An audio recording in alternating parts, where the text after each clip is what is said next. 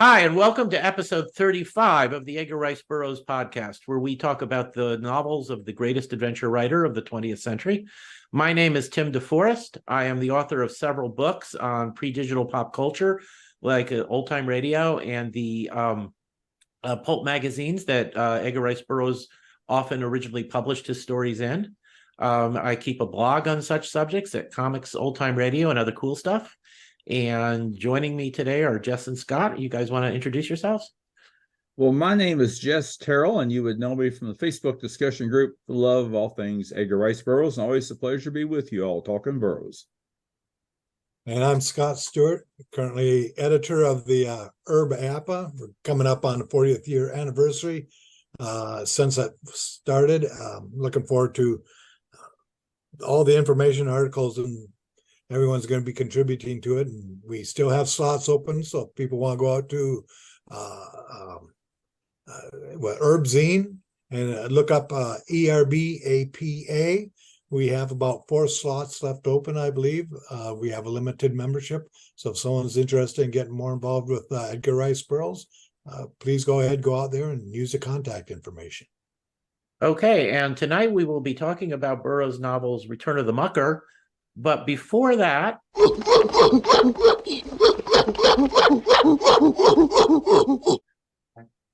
yes, I hear the apes of Kershak reminding us we have a few special features things to do. And we're going to have a trivia question tonight with a prize. But before we get to that, I want to talk about a novel I just read. There is a writer, Jarrett Keene, who is also a teacher of creative writing at the University of Nevada, and he just published a very entertaining post-apocalyptic novel called Hammer of the Dogs. And the publisher was kind enough to send us a copy of that to the podcast email for us to look at in review. And I just met Jarrett a couple of weeks ago. He came to the Ringling College of Art and Design where I work, and I was kind of complimented that he specifically asked to meet me because he is a fan of our podcast and also a fan of my blog. And he wanted to compliment us on the work we did, which I thought was very nice of him. So that reminded me of the novel, and he gave me a physical copy of it, Hammer of the Dogs. And so I made a point of reading it.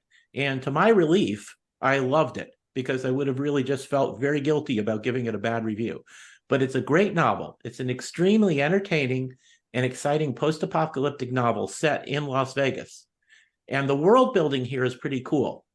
The protagonist, a rather deadly young woman named Lash, is part of a cult that worships the Cyber Christ operating out of the old Luxor Hotel on the Las Vegas Strip. Lash herself doesn't believe in the cult's teaching, but she figures it to be the lesser of all evils.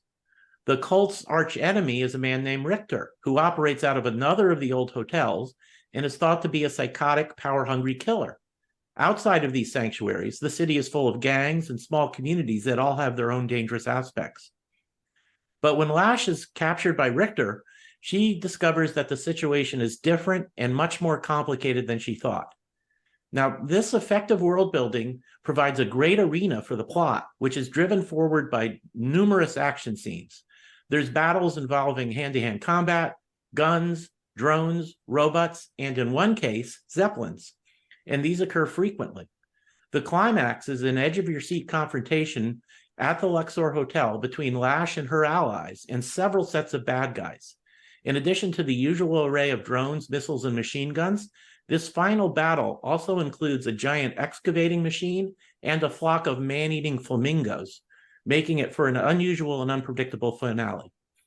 Lash and the various supporting characters are all well drawn. Each of them are scarred and to an extent broken by the hellish lives they've lived, but they remain loyal to one another despite the chaos around them.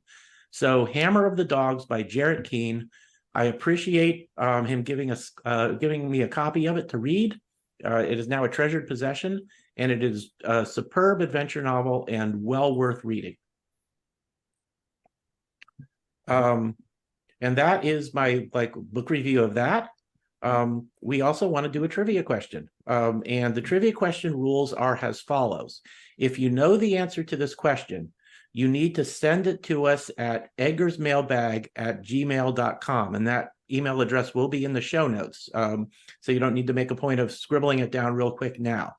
If you answer the question on any of the other social media platforms we post on, or on any of the podcast platforms you find this, it won't count towards being a winner. After we are recording this on, what is today's date? November 12th. At the end of the month, on November 30th, I will take all the correct answers, pick one randomly, and that person will be sent a copy of the new Edgar Rice Burroughs authorized library copy of Tarzan and the Forbidden City, which has a breathtakingly good Joe Jusko cover on it. And so answer the question I'm about to give in a moment by sending it to edgarsmailbag@gmail.com, and you will be in the running to get a copy of Tarzan and the Forbidden City. Now, the question is, how is Nicholas Rokoff related to the Countess Olga de Coed? So once again, how is Nicholas Rokoff related to the Countess Olga de Coed? And I'm probably badly mispronouncing Olga's last name, but that's the best I can do with it. So if you know the answer, send it to the email. You'll be in the running to win a copy of Tarzan and the Forbidden City. And that, I believe, takes care of our special features. And we're going to move on now, if you guys are ready to discuss the novel Return of the Mucker. Well, I'd like to jump in, if I might, while you were telling us about Hammer of the Dogs, because I knew you'd been corresponding with them, but I had not dug into the makings of the book. While you were telling us about it and reading the verbiage a little bit, the description there about what it's about. Meanwhile, I looked it up on Amazon and found all that information. So the book's available on Amazon. It has a very neat cover. And I gotta tell you, any book that has airships, man-eating flamingos, and a dystopian world, and a young lady protagonist, it's got my attention. Yes, that sounds. And then the verbiage here, the spiel describing the book is akin to what you're reading to us. It looks to be very interesting, very exciting. So I think a real thrill. Yeah, I think you would both enjoy it, and I did pass on the PDF copy of the that the publisher sent us to you guys, and so read it at some point. You'll definitely enjoy it. Okay, so Return of the Mucker. This was it was serialized in All Story magazine in 1916, about 2 years after the events of the Mucker were published. It was eventually published, as all Burroughs stuff was, in book form. At one point, it was published together with the Mucker in one book called Man Without a Soul. By the time we got to the Ace paperbacks of the 1960s, Mucker and Return of the Mucker were divided into 2 different books, which was great because we got wonderful covers for each of them. I should have looked it up. I think they were Frazetta covers, but I'm not absolutely sure. They are. They are. They are Frazetta covers, and they're both great. Of course, when did Frazetta ever do a cover that wasn't great? So it was kind of nice they divided them up just for that purpose. And in my opinion, actually, they're both superb novels. The Return of the Mucker really is a different enough story where it works best in its own as a sequel rather than on the second half of the same novel, because it is different. They're both great adventure stories, but the Mucker is essentially a lost civilization story, with much of the action taking part on a remote Pacific island involving a tribe of samurai / headhunters. It's one of Burroughs' early examples of lost tribes, and it's a great one, and it's a wonderful adventure with the main character, Billy Byrne, going through a redemption arc, going from being a thuggish criminal to being someone who really wants to be a hero at the end. And we get to Return of the Mucker, and we'll start discussing the plot in just a moment. That's more of a modern day Western. The early chapters take place in the US, but most of the action moves down into Mexico, which at the time this was written was suffering under revolutionaries and bandits who claimed to be revolutionaries, all these different factions. It was a very violent time in Mexico. Thus, it made a great location for an adventure story. But it's one of the cases, the only other case I can think of off the top of my head is the War Chief, where which involved Geronimo, This is a case where Burroughs, rather than creating another world somewhere or a lost civilization in his Tarzan's version of Africa, he's taking real life events and weaving them into the fabric of the story. Jess, before we started recording, you came up with a great phrase on that. Burroughs can be Burroughs in the real world. Oh, thank you. So, yes. Yeah. Mm-hmm. So Burroughs, so he is drawing from real life events to generate the adventure in this, and that's kind of fun to read. Any general comments from you guys before we start summarizing the title, the chapters? I wanted to point out that according to Wiki, just for timeline purposes, Blackjack Pershing's forays into Mexico were on or about 1914, which is roughly 2 years after Tarzan's. I beg your pardon. That's not 1914. I'm not going to try to tie it into the ERB timeline. I got to look up to make sure I'm accurate. Well, as we'll be discussing, Pancho Villa's raid into New Mexico is mentioned in this book and has consequences in that there are American troops in Mexico at the end that play a part in the final chapter. So he's taking those very recent events and tying them into his novel. And a point when we were discussing earlier, didn't come to my mind at the time. Excuse me. As you said, lost civilization compared to a more contemporary Western setting too. But and some characters we're going to be introduced very soon with Billy, who's the Mucker, and who he teams up with. In many ways, this is maybe like a Burroughs version of a road movie, where we have movies and books we read where you have a couple characters tie up, and instead of them being overseas or on another planet, as is the want of Burroughs often, here they're crossing of canvassing the United States to get from one place to another while the chase is on. And it just seems to me like it shares an awful lot with the stories that are so popular with people where they call them road or on the road movies. Now I'm picturing Billy as Bob Hope and Bridge as Bing Crosby. So I was thinking Kerouac. The Road to Mexico, starring Vern and on the road to Pancho. Scott, if you're done there, I don't want to interrupt you, but I just want to toss out, if I may, I want to toss out something. Are you done, Scott? Yeah. Okay. Didn't want to leave you while you were still on the road there. I have, and we'll go into details here towards the end of this podcast, but let's just say I have a list. I like the list. I have a list of observations I have made. And the thing to keep in mind here, like many Burroughs heroes, and Waldo over in the Cave Girl, Caveman book is an excellent example of something similar. Waldo and Billy Byron both have gone through a transition. They are adapting, and Tarzan adapted too, and many other Burroughs. That's one of the underlying themes in Burroughs stories is the ability to adapt. That's the Darwinism in him, I believe. But the ability to adapt to changing conditions. Certainly, Billy is doing that because Billy makes some life decisions towards the beginning of this book or towards the end of the previous book, and he decides to approach life in a different way. And my public is calling me. That's everything I want to say about that. Is that you've got some? I've noted some observations here about transitions. Y'all keep talking. Okay. Well, so if we jump into chapter 1, and I'm going to mention, I sometimes forget to mention this when I do the chapter summaries here to make sure I don't leave anything out. I've just read the book myself, but to make sure I don't leave anything out, I always go to the ERB list site and find the summary for the particular book we're doing. And that's what I'm doing now. I have my tablet here in front of me, and I'm going to sometimes be like paraphrasing and maybe occasionally quoting directly from the ERB list summary of Return of the Mucker. And I always appreciate the wonderful research that went into these summaries that makes doing this podcast a lot easier. So chapter 1 is the murder trial. And Billy Byrne, who had reformed allowed himself to be educated to a large extent by Barbara, the woman he'd fallen in love with, and had also had a brief career as a heavyweight boxer in New York City.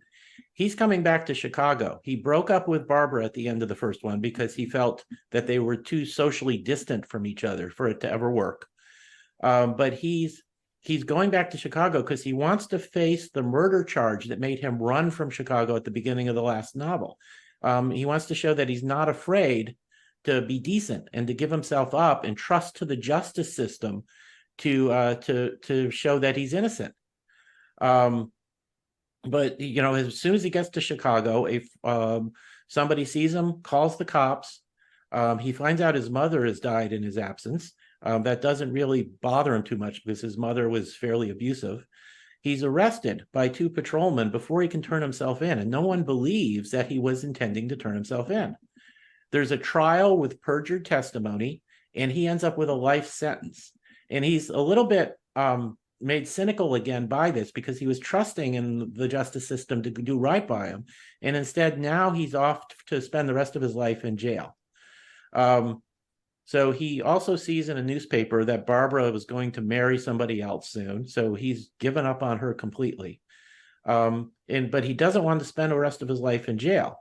And on the train taking him to Joliet prison, he gets an opportunity to jump off the train, even though he's currently handcuffed to a guard, dragging the guard with him. And that is the end of chapter 1. And I thought it was interesting how the reformed Billy, trusts the justice system. But after he's convicted, he is tempted to return to his old ways. He's tempted to say the heck with this, but he never does. Every time he's tempted to go back to just being a crook again, he thinks about Barbara and he thinks, I can't do this. But he does revert to his old bad grammar to an extent. And he is, I think, kind of disillusioned a little by the fact that he's found guilty of a crime that he didn't commit. Any comments from you guys? I have to point out courage. Yeah. It takes courage to make the kind of life-changing decision that Billy is making here. Mm-hmm. He has grown up on the streets as more or less a thug, maybe a hoodlum at times, and very willing to turn to violence or crime to do what he ever might need to do to satisfy his own needs.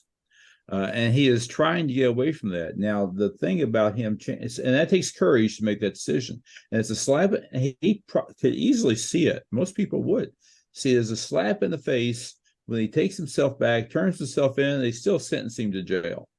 Mm-hmm. Some level of punishment is to be expected, I think, and that's up for debate. But I would suspect that sentence was a little more than he was expected. Mm-hmm. But it takes courage for him to make that move. And it'd be very easy to fall back into his old habits. He's been practicing his entire life, return to his life of crime. I'll use that term. And he does walk the edge in some of the stories and adventures here we're going to hear about in the next few chapters. But he's got a tough road. He's got a tough road. And now he's had a blow to his hopes and dreams, I would say. Go ahead. Sorry, Scott. One thing too is Burroughs injects a scene in here where we see from Barbara's side, where she's, I think, still in New York City or another place. The article about him being captured and going to prison, and in this we get a peek into her now, where we can see she still has feelings for him. Things are maybe not as clear cut as we may think they are. On further analysis of this chapter and what we're going to see in this book, though, is this becomes a classic case. You'll see it in westerns and action movies, spiritual movies, religious type movies of conversion. And here, Billy has become a man who finds redemption. He's been redeemed. And when they carry these stories on to show what the character is facing, if there's John Wick or anyone else, you go from one movie where you think things have been resolved, or maybe in the beginning of a movie where things have been resolved, and a person is tested and they fall back to their old ways in some manner, maybe not as deep as before, but they're using what they did before to escape their current situations or to fight back. And then they start on a new evolution of a different trail, different growth there. And we see this here where he's reverting back. Okay, now is he going to be able to do more with what he's learned, what he now knows, and how he's been redeemed, or is he going to fall all the way back? Of course, he's a hero for us. We don't want him to fall all the way back, and that's a large part of wanting to stay with the story and find out what's going to happen. Yeah, and just to build a little off of what you said, Jess, he's showing courage, and I think it's important to point out that this is moral courage. For those who have read the first book, they know that Billy has got plenty of physical courage, that he can face physical danger with no problem.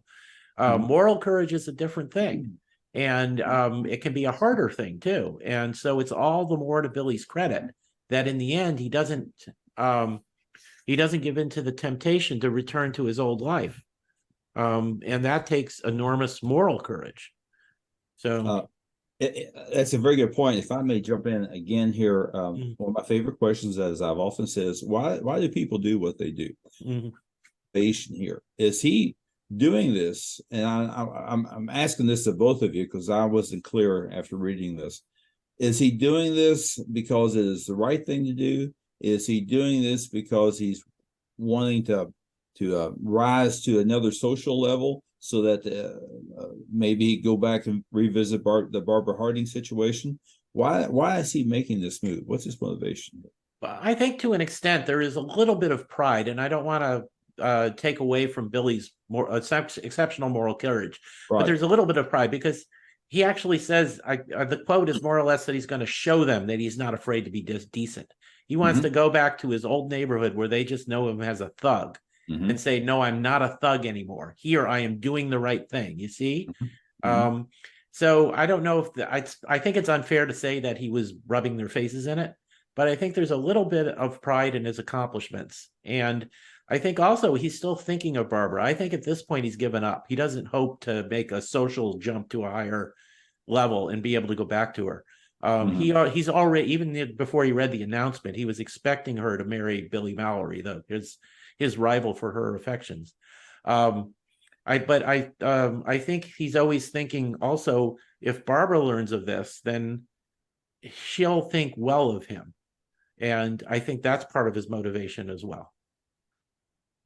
And I also think it becomes a point of circumstance here too, where you can be tested about your new faith or your new growth, who you're at, but when things start to fall apart, okay, he no longer has love of his life, if you want to call it the pride or the justification of I'm a new person, I've done wrong, I can stand up for it, but you expect to receive a punishment, but not maybe have your entire life taken away.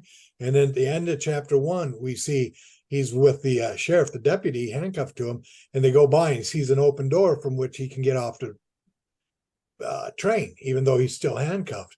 And it's like they say, in that moment, I think it says something about in that moment, he realized this was his once in a lifetime chance to have a chance to regain the freedom or to just submit and be locked up rest of his life. And he flashes on that moment and he takes that risk and jump because he's not ready to give up what he still has. And that's another excellent point. Sorry, Jess. That's okay. I agree. It is an excellent point. And the situation calls for a snap decision. You see that open door is not going to be there very long. You're not going to be in front of it very long. Yeah. And you are attached to a member of the law agencies, and so he's going to go along for the ride. That may not be very, very popular. Yeah. So you don't have a lot of time to figure out what you're going to do here. Go ahead. Well, I got to say another motivation that Billy's very clear on when we reading his thought process is for him being locked in a small cell for the rest of his life is just as bad, if not worse, than a death sentence. The caged animal.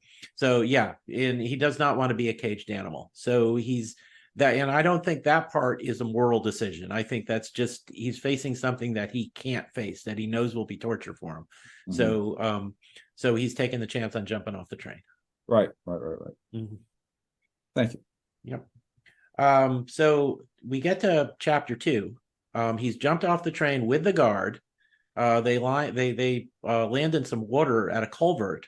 The lawman's stunned, so Billy takes his gun, and it should be pointed out here that he is tempted to shoot the guy, but he can't. He's got the image of Barbara in his mind, and he knows in the end he's not going to cross that line. He's not going to go back to the man he was to that extent. The guard helps him out by fainting, which means Billy can find the keys, get the handcuffs off. He leaves the lawman bound and gagged, but not hurt. And he jumps a freight train. He gets across the Mississippi, and he starts wandering. It should be noted that he doesn't steal. He will stop and work for food. Chop some wood at a farm or something. So he's not stealing as he would have in his old life. And as the chapter comes to a close, he meets an old hobo, or not an old hobo, a hobo named Bridge, who's quoting poetry by, got to make sure I get his name right, Henry Herbert Nibbs, a real life poet. So Burroughs was a skilled poet himself. He did write some poetry, and it's really quite good, but he's not making this poetry up. Nibbs was a real life poet. There's actually on the ERB zine online, they have a link to the full poem that Bridge is quoting at this moment, and I'll provide that link in the show notes. But it just shows, shows that Bridge is very cultured and erudite, and you kind of wonder, as Billy does, what made this guy a hobo. But the two take a liking to each other, and they decide to travel together. And that's the end of chapter 2. And I do think we had a real moral moment for Billy there when he was tempted to just shoot the guard during his getaway and opted not to. And I think that was when, even though he has some temptations in the future, I think that was when he just tilted completely to where there's no way he's ever going to go back to being a complete criminal again. I think the way Burroughs puts that scene in there, it is a pretty ugly scene. Mm-hmm. You talk about the curling of the lip, and even though this is somebody who's known Billy for a long time, the man is begging for his life not to kill him, and he's saying, no, you're not a lawman. I get that part. He says, but you stand for something that is not justice anymore. Mm-hmm. So this rage of what he was expecting to happen in his world, without being philosophical about a spiritual or a world view that he's holding on to, that this is the answer for anything right now. He's dealing with the emotions of how everything he's trying to do right has now collapsed and turned back on him. So there's a real anger, I believe, burning in him, and a feeling of betrayal about what he thought was the good in the world. And that creates an emotional whirlwind within your head, where I don't think we can pin any one type of philosophical or background thought he's having, except the fact that I'm getting screwed over, and I'm sick of it because I was trying to do it right. He has no idea or plan except to just get away. He doesn't know if he's going to go to California or Mexico, cross the river, or anything like that. He just wants out of where he's at right now. Any place but here. I would submit that not shooting the guard does show a little bit of growth in this transition he's making to being a good guy. Mm-hmm. And I would also say that working for food as opposed to stealing it is another indication of the transition to being a good guy. And the good guy may not be the right term, but let's just say this change in behavior is going to lead him to being on the right side of things as opposed to the wrong side of things. Mm-hmm. I agree on that. I think that's very true. Yeah. I like to point out the obvious. And I think we've only just met Bridge, but I think it's impossible to read this book and not like Bridge a lot automatically. He's a great character, and a great mentor for Billy as well. So, because he does teach Billy that literature or poetry has power to it in its own right. And that's, I think, an important step for Billy as well. And that's in fact that leads towards one of the observations that I made is that Bridge is a kind of role model for Billy, and he's opening up Billy's eyes to other things. Now Billy may not come out of there writing poetry himself, but at least he is gaining an awareness of it. And maybe I'm not much of a poetry person myself, music most definitely, but not poetry. But my point is, it may be like an earworm a little bit, like you get some songs that get stuck in your head and it's with you all day long, the same phrase, the same beat over and over in your head. And poetry may work the same way, particularly if you hear it often enough, because it has a melody to it. And it has a little bit of a sing song and rhyme to it sometimes with poetry. So it may work on Billy's subconscious such that it makes him think about things and perspective, that is, looking at the world in a different way. Right, go ahead. And also, if we were to change Billy's name to Luke, Barbara in the first book would be as Obi-Wan, and now we're being introduced to Yoda. So that's actually not a bad analogy at all. I so wish I'd come up with that. That's wonderful. That is wonderful. Gosh, you've outdone me. I love that. Yeah, that is superb. That is great. I love that too. Those are parallels or tropes that are used in literature over and over. And now Burroughs isn't really copying anyone. You had Alexander Dumas and Jules Verne's and people that he read, I assume in one form or another. But he did all this stuff over 100 years ago. So when we see this repeated, these type of character developments are the ones, like when we get slightly off track, when we've discussed and other people have discussed John Carter and John Carter of Mars. What was one of the problems with the advertising? Don't say, here's your new space adventure. Here's the original space adventure. Where did Flash Gordon and Star Wars and everybody else come from? It's go right up over to John Carter. This is the original material. To Mexico, Billy Byrne, you must go. Friends, we are we not? Yes. I do lousy Yoda, so I won't do it. I do good. I do good to speak forwards. I can't do it backwards. So well, good drunken Yoda. Yeah. In regards to Billy's world opening up by becoming an awareness of poetry and its power, it just reminds me of a quote by George R.R. Martin. Is that like a reader lives 1,000 lives in one lifetime, whereas someone who doesn't read lives just one. I'm not getting that quote exactly right, but it kind of reminds me of that, So it just demonstrates the power of appreciating the power of the written word. And when Billy hits that, new worlds literally do open up to him.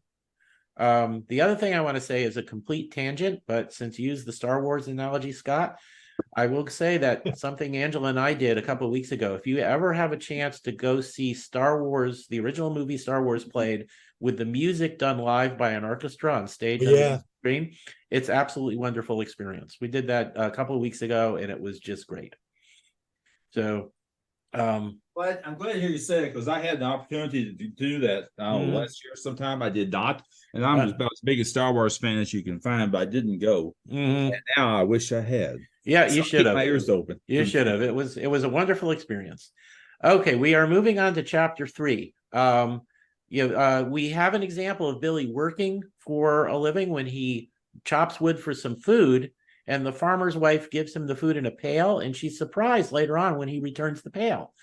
She figured she'd never see it again. And it just kind of marks Billy's moral growth here again. And Bridge also, he's a little puzzled by Billy, because Billy's not talking about his past. He sees the handcuff marks on Billy's wrists, and he notes that sometimes he speaks good English, sometimes he reverts to the bad grammar that he spoke with on the Chicago streets. They head for Kansas City, and they have enough to be able to get a room, and they get some food. And the newspaper that their food is wrapped in, has an article about Billy's conviction and his escape. And Bridge sees this, so now he knows who Billy is. When they get to Kansas City and they're in the rooming house, Billy finds the article that Bridge had been reading, and now he's worried that Bridge is going to betray him for the reward. There's a $500 reward out for him. When the two men are walking to a diner, and Bridge just all of a sudden, motions for Billy to get into the eating place just as a stranger emerges from the doorway across the street. And that's where it ends, with Bridge just suddenly pulling Billy into a restaurant, and Billy being worried that Bridge is going to double cross him. But I do think it's important in this chapter that Billy demonstrates his determination to stay honest, not just by working for the food, but making it a point to return the pail that the food had come in to the farmer afterward, the farmer's wife afterwards. It's a little thing, but it's really important. Little things in the transition. Well, that establishes trust, and also establishes his friendship, be it with Bridge or with the farm people there. Yeah, and I first read this years ago, so I do not remember if I was worried at all about Bridge double crossing Billy, but I don't think that would occur to most readers that he would do this. Billy was worried about it, but I think most of us would have just taken a liking for Bridge, and it wouldn't have entered our minds that he was really going to double cross him.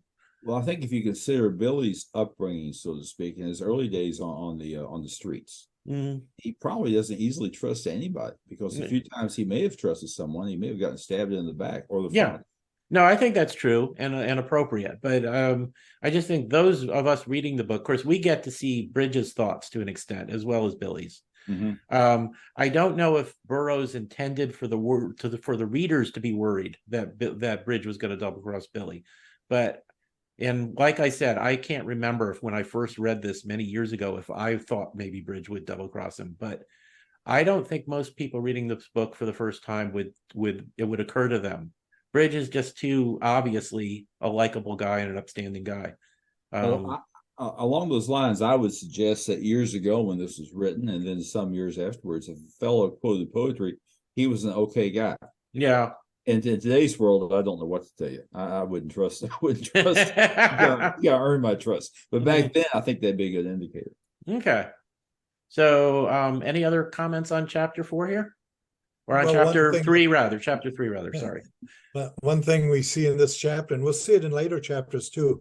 And Jess, you made a point of this, talking about the poetry, and I love poetry myself, and I've had a lot of it published over the last 40 years.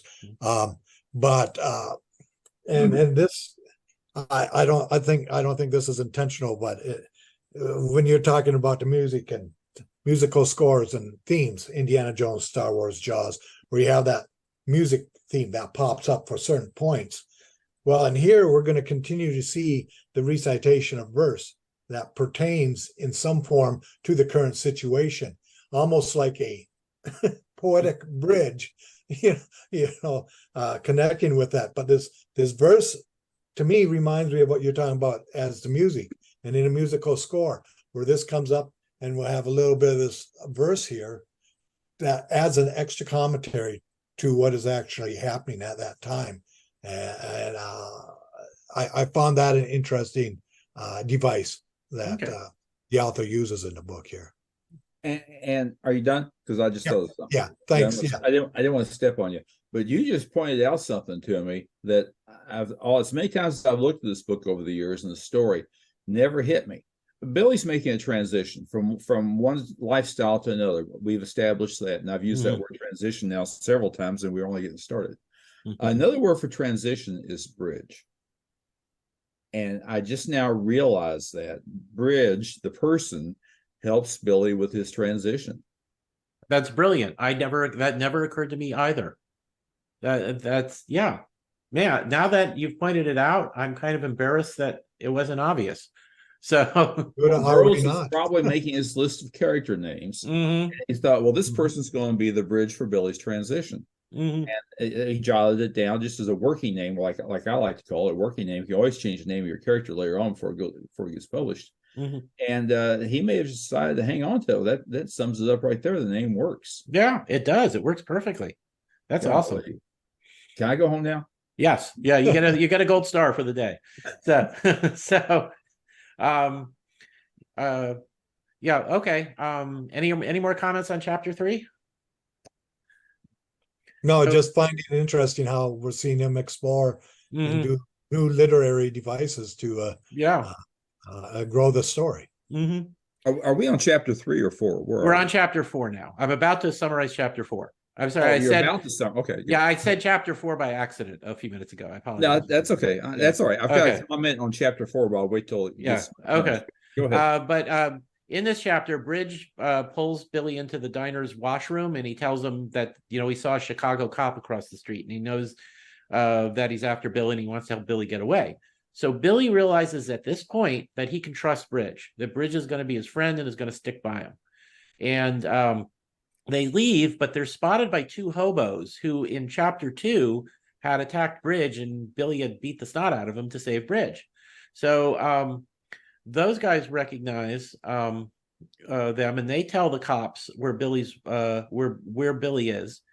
Billy and Bridge get away, but the Chicago cop, whose name is Sergeant Flanagan, and some local police are in pursuit. That ends that chapter.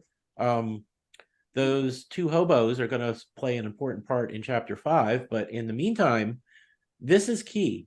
Bridge demonstrates he's going to remain loyal to Billy, and this theme of loyalty, I think, is going to run through the entire book.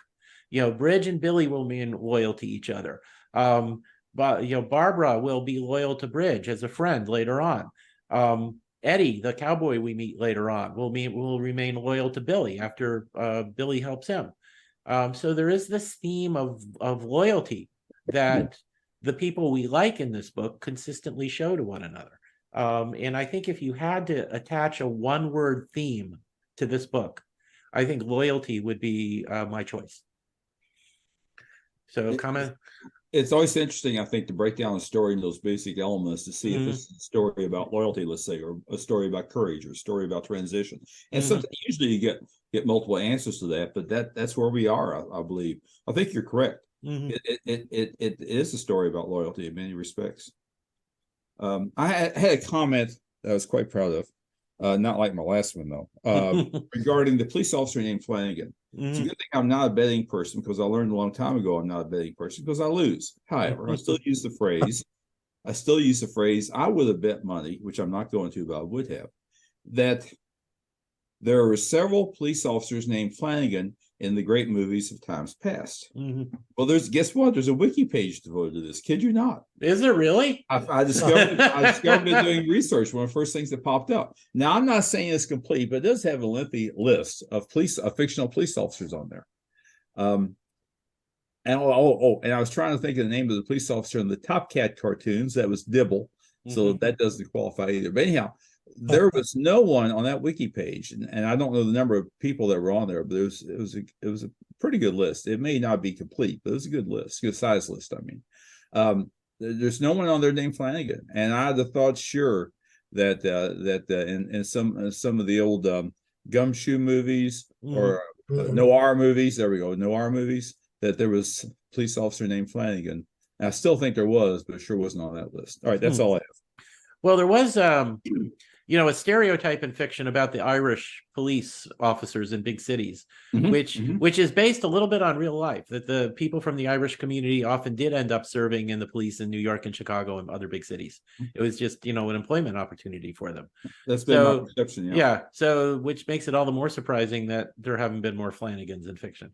Because movies and printed fiction both jumped on that stereotype hard. So yeah, it seems like just a natural. I just would assume that this name's been used in many stories with a city cop or a street cop. Yeah. Well, going forward. Keep your eyes open for Officer Flanagan in stories, and we can maybe get that wiki page updated. Okay, and I will say one thing about Flanagan. I think it's in this chapter that he just casually drops the N-word, which Burroughs only attaches, as far as I can remember, the only time Burroughs has a character use that word is when he's a bad guy or a jerk, to show he's a bad guy or a jerk. I would say so. Yeah, and Burroughs could dip into the racial stereotypes of the time, and that's fair to point that out. But when someone was like openly bigoted and using slurs like that, they usually pointed to them as being, if not one of the villains, at least kind of a jerk. And Flanagan is kind of a jerk, and it's kind of interesting that Burroughs didn't take the easy route in Billy wants to be a good guy, and then he finds out all authority figures are reasonable and that being a good guy is easy. Instead, he finds out that some, not all, but some authority figures are corrupt or incompetent or brutal, like Flanagan is. And so it's not all just, ice cream and roses when you become a good guy. And that's a very realistic outlook, outlook on the world as a whole. And it grounds Billy more in reality as a character. You go, and I also look on this chapter as we've talked about in other ERB books. I sometimes refer to them as turnkey chapters. It's shorter than most of the other ones. When you get into chapter, he's got everything set out that's going to put out the lay of the land for the chapters that are coming out. He gets to the point, he defines certain places, locales, or people in it, and then moves on to get onto the rest of the story after this. Okay, well, now in chapter 5, we have those two tramps who want to catch Billy because they know there's that big reward. And they come to a farmhouse where Billy had come earlier for food. And they turn out to be just two complete villainous, brutal guys. They kill the dog with a shotgun. They tie up the farmer's wife. The farmer himself is off somewhere. They look for anything valuable to steal. They find her life savings, and they're just going to take that. And she doesn't know anything about Billy, but they're going to just murder her so that she can't identify them later. And that's when Billy shows up, and he just goes medieval on these guys, beats the snot out of them, returns the woman's money, and she's surprised at this. She's grateful that Billy saved her, but it never occurred to her that he's going to be completely honest and return that $1,100. I wish I'd looked up the app to see how much that's worth in modern money, but that's got to be a lot. And then the farmer comes back. Here's what's happened. So they realize that he has saved her life, that Billy has saved the life of Mrs. Shorter is his name. And that they've been completely honest in returning the money. And they know that he's wanted by the cops. But first, they can't believe he's a murderer anymore. They take his word for this. They give him $25 for expenses. And then Mr. Shorter drives them into another town, so they have a head start on the cops. The cops have no idea where they are, and they head south on a freight train. Mrs. Shorter also tells them about her son, Eddie Shorter, who disappeared, who ran off some time ago. Says, if you ever meet my son, Eddie, please tell him to come home. We still love him. And that'll, not surprisingly, come up back later in the novel. But that is chapter 5. This is a very suspenseful scene because it's obvious that Mrs. Shorter is not a main character. It was very possible for her to get killed here. So reading this for the first time, you have no idea if this poor woman is going to be brutally murdered or not. And once again, we see that theme of loyalty showing up. Now it's the farmer and his wife, the Shorters, hiding Billy. They actually hide them from the cops in their attic and then help them escape and tell the cops they went north when they actually went south and all of that. So once again, you have this theme of loyalty. When a character in this book, if they're not a villain, when they attach their loyalty to somebody else, they stick to that person in all shapes and forms. And we see Mr. and Mrs. Shorter doing that with Billy and Bridge in this chapter. $1,100 would be worth approximately $1,500 today. $1.1920 is now would be the equal to $15.39. Thank you for checking that. Thank you, Scott. Mm-hmm. I would submit that was a life savings, whatever it was. I would submit that was she somehow scraped together, maybe got a little money from her father or mother or someone when they passed, maybe. I think that was something she was hanging on to for a very rainy day. Mm-hmm. Yeah, and I think it's mentioned that she didn't trust banks. And since there's going to be a depression in another decade where she'd have lost all her money, perhaps that was wise. But yeah, it does, I'm quite sure, represent her life savings. That she and her husband would have been destitute if this money had been taken. The two hobos could care less. But Billy, at this point, he's not even thinking twice about it. He's not looking at this money and being tempted.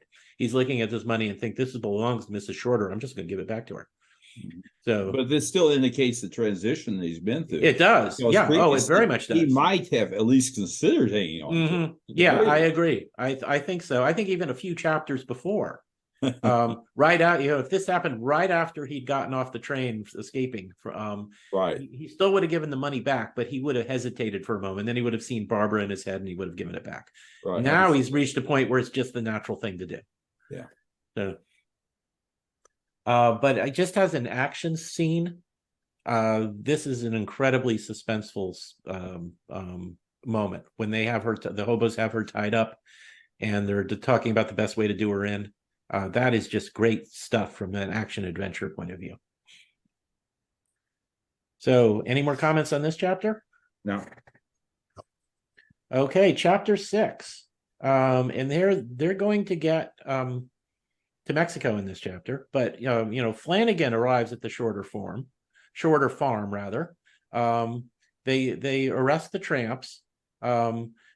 and Mrs. Shorter give Flanagan a bad lead, and but Flanagan still manages to catch up with them as they're heading south. There's a bit of a fight and they get free again and they're on their way. Bridge is wondering about Billy. He's wondering about sometimes why he talks properly, why he sometimes goes into the bad grammar.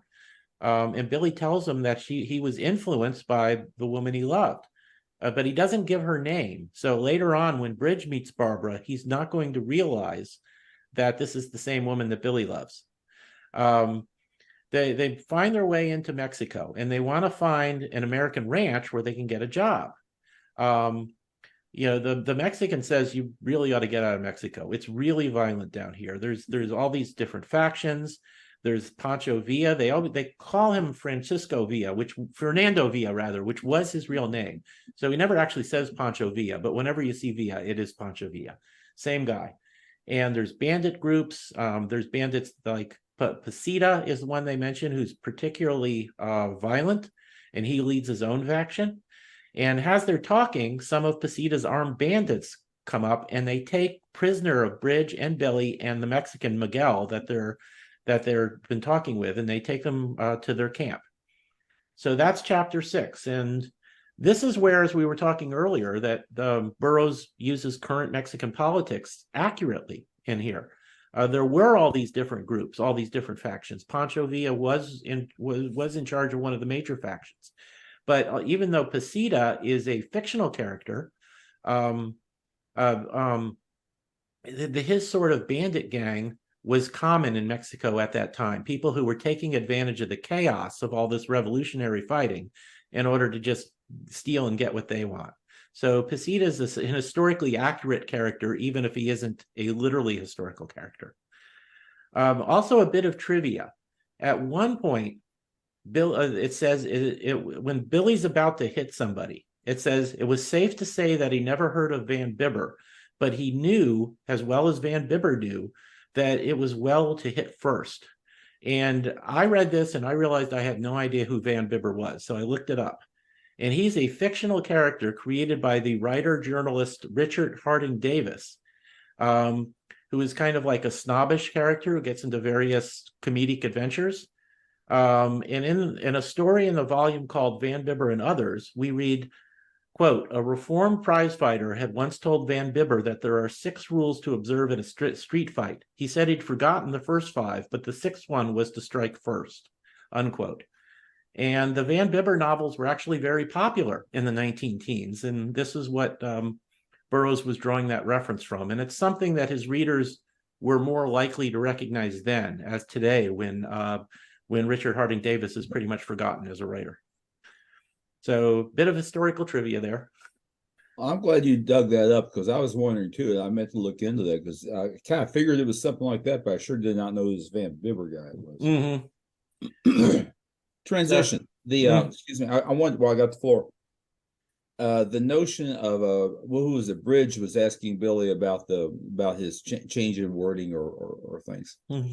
And I would say that was Burroughs' way of reminding us, because it may not have been mentioned elsewhere in the same chapter, let's say in this chapter, that Billy is going through that transition. And that's a way of saying, well, he's still doing the transition. There's nothing much else here to talk about for the transition is concerned. Mhm. So let's remind the reader that Billy is doing the transition the way he speaks. Okay. Well, that's it. I think there's, I'm going, sorry, go ahead. Go ahead. No, go ahead, Scott. You first. There's a point I think it's easy to pass over and not even catch in this chapter because it's only a couple of lines in a sentence, but I think it shows Burroughs' awareness of culture and where he's at now. You mentioned in earlier chapter where a certain derogatory term that we consider even more derogatory now is used. Mhm. In this chapter, there's another such slang or derogatory term used racially for a European country or Mhm. person from there. And one of the characters' responses to it, instead of writing it the way we normally would, Burroughs writes it Eyetalin. The guy goes, "Who called him an Italian?" So he's aware of it. He's putting that spelling of with I, so we can purposely see that it's being pronounced that way. When in fact, I had a friend, and years ago, I was with him someplace, and he was Italian. And someone said something about, "Yeah, you're just like the good old Italian I knew back home." He says, "Wait a minute, you call Italy Italy? It's Italian, not Italian." And so he is purposely, he's not using it as just out of carelessness or trying to put people down. He spelt it out here to show that's being pronounced wrong and that these other terms are not, to him, would not be considered personal terms. So when some people come up and say maybe he is misogynistic or racist because he uses these terms, this gives proof to me that he's using them in the context of the situation and the characters who are speaking them to be true to those characters, not to make fun of anybody else. Well, what you just pointed out there says something about the mindset of that character. And I'm very glad you explained that also, because I thought that was a typo or something. I didn't realize all this. So thank you very much, Scott. Go ahead, Tim. Now I've forgotten what I was going to say. I'm sure it was brilliant. I'm sure it was completely brilliant, but I've lost it. So, so it'll come back. You want me to stall there while you're thinking about it? Nah, it'll come back like 5 chapters from now when it's completely out of context. So was it bigger than a bread box? I'm sure it probably was. I mean, if I was going to say it, it must be awesome. But there you go. Yoda, we are. It's now lost to the world. So, anything else on chapter 6 before we move on to chapter 7? By the way, I have downloaded the Van Bibber books, which are free online because they're public domain, into my Kindle. So I'm going to be reading those just out of curiosity. Perhaps would it be worth it to include a link for these things for any of our I will in the show notes. I will on Project Gutenberg, where you can find all the public domain stuff. I will include the link to the book Van Bibbers and Others, which is the book that this term that is referenced in the Mucker. So okay. I will include that. So yeah, so we're on chapter 7, where they're taken to Pasita's camp. He's the bandit leader. He's described as being the third most powerful person around after Villa and one of the other political factions. It's pretty clear pretty quickly, I think, that Pasita claims to be a revolutionary, but he's just a bandit out for himself. He questions them, and he learns that Billy is on the run from the law. Billy's using his slang sometimes, which throws Pasita off because that doesn't come within what the English he knows. And Bridge, in a move I think is brilliant, says that Billy's English is unclear because he's not from America. He knows that Pasita hates all gringos. So he's not from he's from a country called Grand Avenue, which I think is both funny and brilliant on Bridge's part. And Pasita assumes that this is a German colony. And he's kind of cool with that. So he ends up offering Billy a captaincy if he joins his forces, because, he's proved himself to be strong and capable, and he can pretend to be an American as far as Pasita knows. So Pasita agrees to serve if Bridge and Miguel are set free. And he goes to tell the others. Pasita, in the meantime, assigns Captain Rosales as somebody we're going to meet before and learn to dislike very quickly to escort Bridge and Miguel away. But explaining, oh, wouldn't it be terrible if they were shot and killed by somebody along the way? But Billy finds out that this is what's going to happen. Rosales goes to Pasita and he suggests that Billy escort the men. So that it's all part of a kind of a complicated plan to kill Bridge and Miguel, to frame one of the other factions for it, and to have Billy nearby so that he'll eventually instantly get mad at that other faction. And Pasita agrees to this plan. So it ends with Billy being a part of Pasita's camp faction as an officer, but with Pasita planning to murder his friend Bridge and their kind of sort of ally Miguel. They don't know Miguel well, but he's befriended them, and Billy, it's loyalty again. Billy's not going to turn his back on either one of them.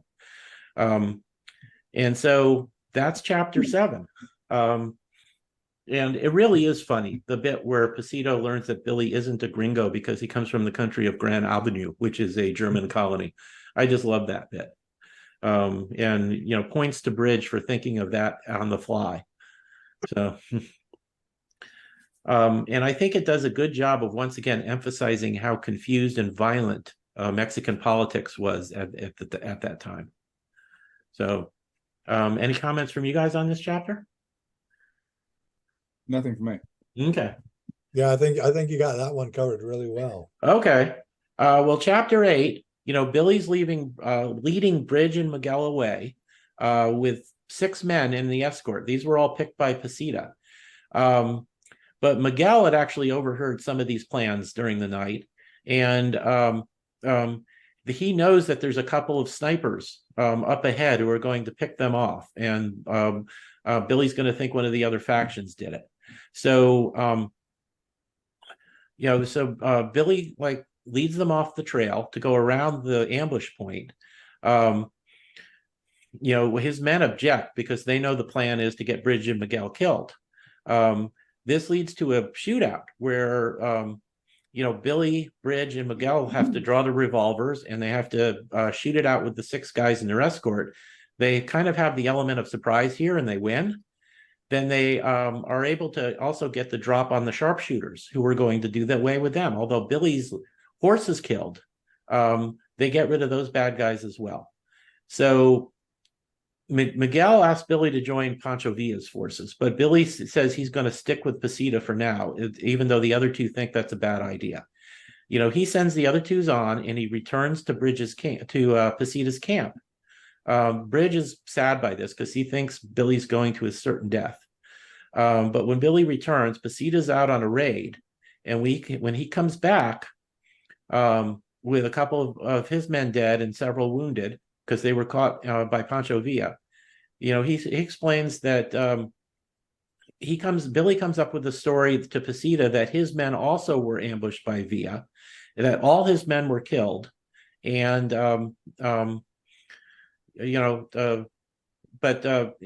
so that's his cover story, that the men were killed by Pancho Villa. So Pasita pretends to accept this, and he tells Rosella to watch out for Billy carefully. Rosales is his name, sorry. He begins to resent Billy. And Pasita, at the end of the chapter, wants to send Billy to the town of Cuvaca, and I'm probably mispronouncing that, to study the town before they rob the bank for funds for their own revolutionary activities. That is chapter 8. I will say that it's a very cool action scene where they have to take out first the escorts who were double-crossing them, and then the snipers. And there's a scene where Miguel finishes off several of the wounded bandits, and Billy is unable to object to this. He can't see of anything else to do with them other than just finish them off. And it's a good demonstration of just how ruthless this form of warfare can be. Any comments from you guys about this chapter? So this little ruse by Billy enables Bridge to get away, is the way I read this. Yes, it does. Yeah. And Bridge and Miguel both, Right. So, and Right. Miguel, after this, I don't think Miguel plays an important part in the story, but Yeah, I didn't think so. But yeah, Bridge is going to be able to get away and get a job on an American ranch nearby. and Pasita will have no idea where he is at first. And Bridge is concerned about Billy's safety Mhm. on his own, more or less. There, Yeah, no one to watch his back, I would say. yeah. Now at this point, it looks like I think Bridge and Billy both think they're going their separate ways. You know, they're not going to expect them necessarily meet again at this point, but it doesn't change the loyalty and friendship they have both consistently shown towards each other, and will show again when they do end up meeting. I can see the benefit in someone like a Billy going back and saying something happened. Those guys are gone or dead or whatever. Mhm. And because if both Billy and Bridge had left, there'd probably been a search party sent out for him that would shoot first and ask questions later. Yeah. Yes. And Billy may have been thinking about that when he went back. It's like, I've got to go back to cover for Bridge, or they'll be on us within a day. Now, here's something. I don't know. Billy is riding a horse at this point, and he seems to be just a competent horseman. When in his life did Billy have a chance to learn to ride a horse? So, I mean, he was a street thug, and then he was on a ship for a while, and then he was a boxer, and then he's been on the run as a hobo. No horses on the islands when he was lost on the islands. No, and I'm not criticizing it. He just, like, you know, he probably got a horse that was kind of docile and not hard to ride. But there's no pictures of him that we have showing him on horseback in action. No, but he was on a horse here because his horse is killed during the last bit of the fight. And he was riding got killed. Yeah, poor rider. Well, that's probably right. So, because he's able to handle horses quite competently throughout this book, but you know, it's just you know, maybe he was just a natural horseman. And I you know, I don't want to nitpick a great novel, but it just occurred to me, when the heck did Billy learn to ride a horse? I realize the time period is decades ago, but I have a little trouble imagining a street thug in Chicago being acquainted with horseback riding. Yeah. So I can only presume that he was a bit antsy on horseback for a little bit until he got the hang of it. So I would think so. Good point. Very good point. Yeah. Now Burroughs was a horseman, and it might have been, it just didn't occur to him that he needed to like come up with a way for Billy to learn how to use a horse, because doesn't everybody ride a horse? You know, so you know, who knows? But I think we just have to presume in story, because it happened, because we know, you know, Burroughs only wrote nonfiction. So yeah, Burroughs tells us so. Yeah, so it had to have happened. So he obviously was able to get the hang of how to be on a horse and control it to an extent. But that his horse got killed, I think, is kind of neat. Whether Burroughs intended it for that way or not, you could go to, well, Billy wasn't that great a rider, and his horse got killed because of that. So, you know, maybe. So I was going to say maybe it was a pack animal and more docile, but you can't trust that either, because if burros or donkeys, they can act up too. So that's true. If you've never ridden on one before, it would be. And if you've never ridden on a horse, believe me, those first couple of times, your legs get pretty sore. So he only took short trips. That's why that's why he didn't go at Bridge. There'd been a lot of long, hard riding he wasn't up to. It wasn't up to that. So oh well. We do know he figured out horse riding one way or the other. So chapter 9, we move to the American ranch of El Orobo Rancho, where it's managed by an American named Grayson, who's currently annoyed that he doesn't have a bookkeeper, and he's not that good at the bookkeeping himself. The owner is Mr. Harding, and to the surprise of absolutely no one reading this book, his daughter, Barbara, is the man that Billy was in love with and had given up, and she comes down to Mexico with him. Her dad did not want her to come, but she's very strong-willed and insisted, and she wanted to get away from were they from Boston? I can't remember now. Boston or New York. Because she had decided not to marry Billy Mallory. She just couldn't do it. She wasn't in love with him. So she just wanted to get away. So she's in Mexico now. And Bridge shows up, quoting poetry as he rides up, and asking in Spanish to see the ranch manager. He ends up being the bookkeeper, which he's good at. Grayson, the manager of the ranch, nearly assumes he's a horse thief, but Bridge says that the owner of the horse was one of Pasita's men and is now dead. So he's dressed up in cleaner clothes, Bridge is, and Mr. Harding thinks he's recognized Bridge before, but he can't place him. And one of the things that Bridge has to do as bookkeeper is go to the city of Cuvaca, the same one that Billy's being sent to by Pasita, for the payroll. And he sends Grayson sends two of his Mexican workers together to as an escort. And these are two guys who don't like each other. And Grayson does that on purpose because he doesn't trust the men there not to steal the payroll. So he sends two guys who don't like each other so they won't decide to work together to rob Bridge of the payroll. That's chapter 9. Is it really any surprise that Barbara shows up in the story again? It's just because her story was unresolved as well. So I don't think anyone reading this book would be shocked that she pops up again. She's so but she just, we like her. She's strong-willed, but she's nice to everybody. She's nice to Bridge. She's nice to Mr. Grayson, even though Grayson is kind of a jerk in some ways. So we immediately are reminded of why we like her. And if we hadn't read the Mucker first, you're just shown why you should like her, because she's just a decent person. She's not stuck up because she's the ranch, the owner's daughter. She's just a nice person who's kind to everybody. It also demonstrates. Oh, I'm sorry. Go ahead. No, go ahead. I was going to say, it also demonstrates, as we've noticed before about ERB, that he also can be a master of convenience when he wants a character someplace to continue the story. Yeah. He does not shy away from coincidence, and his pacing and his story construction are so good that Burroughs is better able to get away with coincidence than any other writer I've ever known. Exactly. Some of the coincidence he's put in a lesser writer, you would just think this is dumb, and it would turn you off from the novel because it's so unlikely. With Burroughs, he makes it seem natural.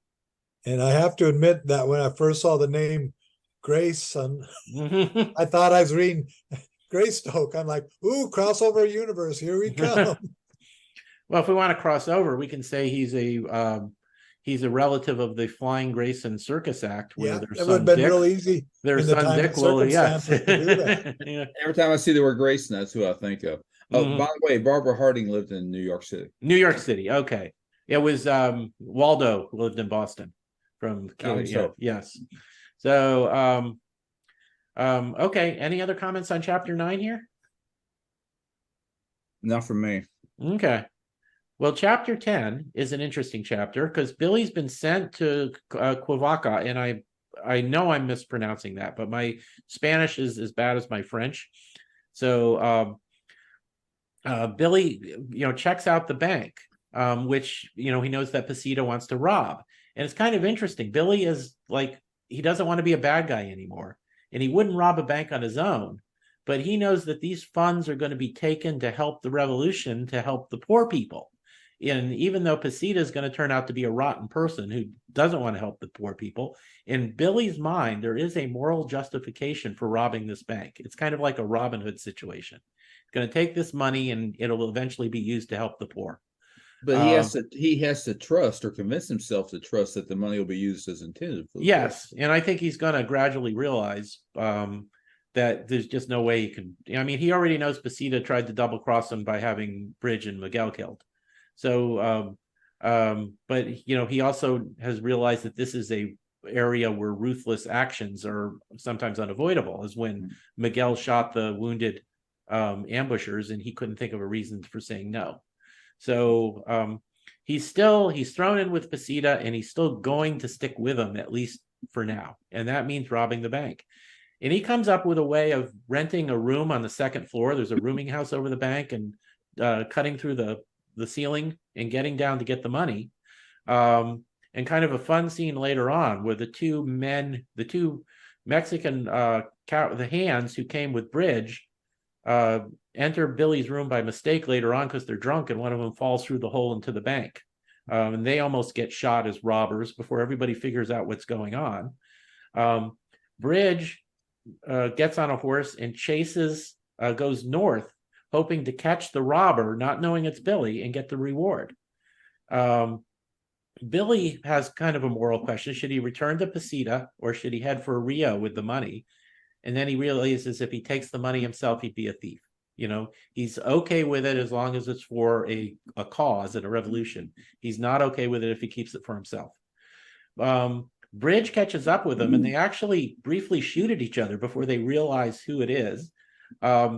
Bridge kills Billy Horse, which I just realized is the second time in like 3 chapters that Billy gets a horse killed, that Billy's horse is killed. Billy is hard on horses. Maybe he is a terrible writer. They realize who they are, and Bridge helps Billy out by giving him his horse and helping him get away. And he says, I'll meet you down in Rio. Just get to Rio where there's, you don't have to worry about the murder charge, and I'll be down there eventually myself.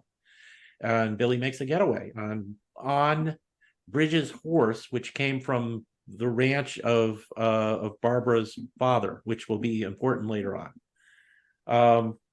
But we get, I do think it is interesting to look at Billy's thoughts for morally justifying his bank robbery. But once again, we get that theme of loyalty. When Billy and Bridge realize, whoops, we can't be shooting at each other. This is my best friend. They immediately fall into we got to help each other out mode. And so that loyalty between them continues. That loyalty just continues to hammer that theme of loyalty in my mind. So comments from you guys?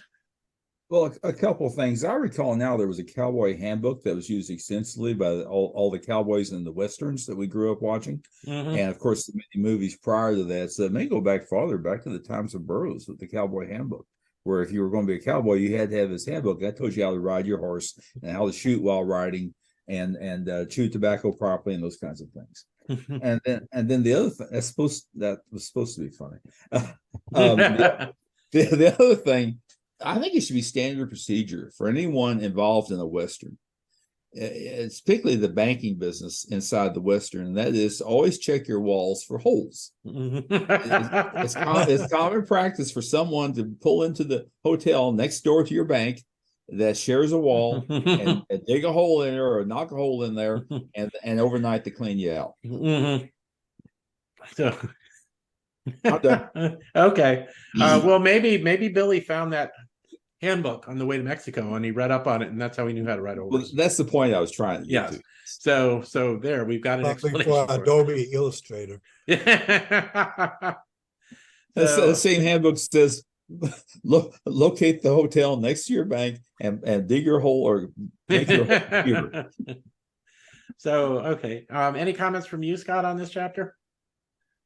No, just regarding the fact that this is one of the longer chapters. There's a lot of stuff happening in it, and when we've seen it in some of his other books, he's interacting with a lot of characters. He's starting to bring this in, and at that point, that we're probably coming up to the third arc to start climaxing, because he's starting to bring everyone together now, and we'll see that continue on into the next chapter.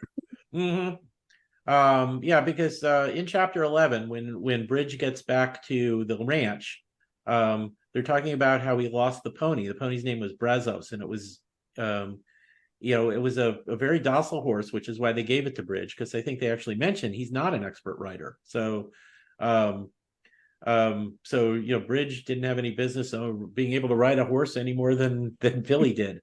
But they also wonder why, he said that Brazos just threw him and got loose is his cover story. And why Brazos didn't come back to the ranch on its own, which is what it would normally do.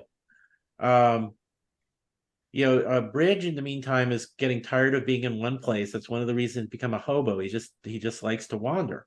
But he's also starting to get a crush on Barbara. And when Barbara asks him how he lost Brazos, he just remains silent because he doesn't want to lie to her and he can't tell her the truth. Later, there's some ranch hands that come back that had a shootout with some of Pasita's men, and they reported that one of the men was an American who was riding Brazos. And then, one of the ranch hands that was in the town said they saw that man in the town of that one. So Grayson, the manager of the ranch, accuses Bridge of being in on the robbery. Bridge denies involvement.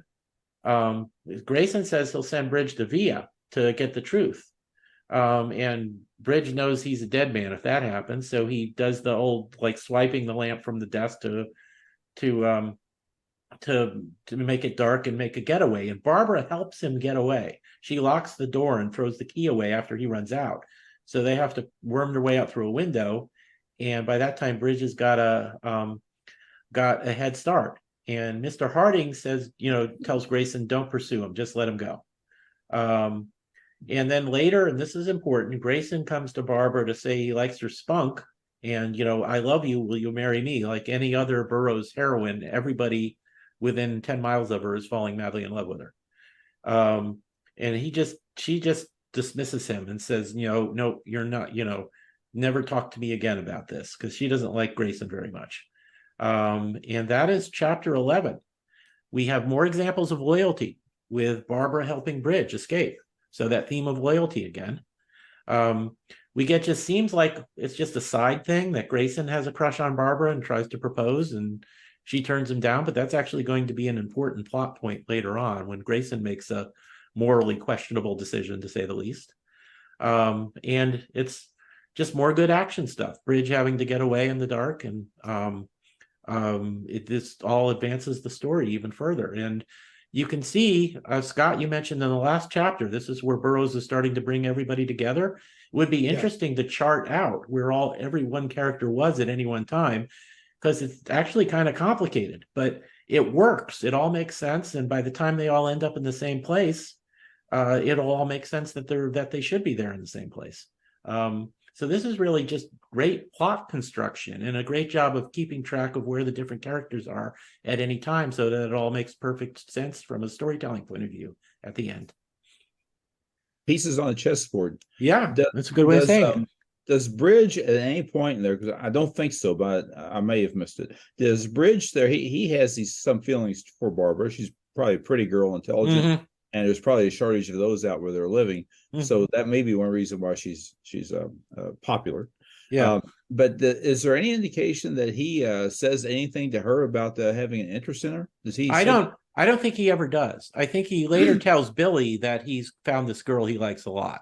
Mm-hmm. But I don't think he ever gets it around to talking it to Barbara, because then Barbara would have said, she would have responded with kindness to him. Uh-huh.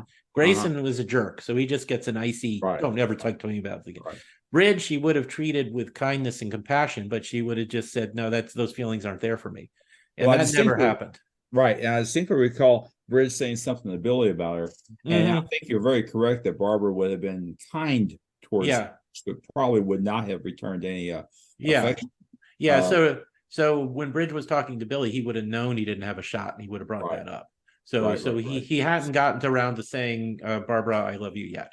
So he just probably kept that to himself, which is what I was thinking. Okay, that makes the story a little bit smoother then.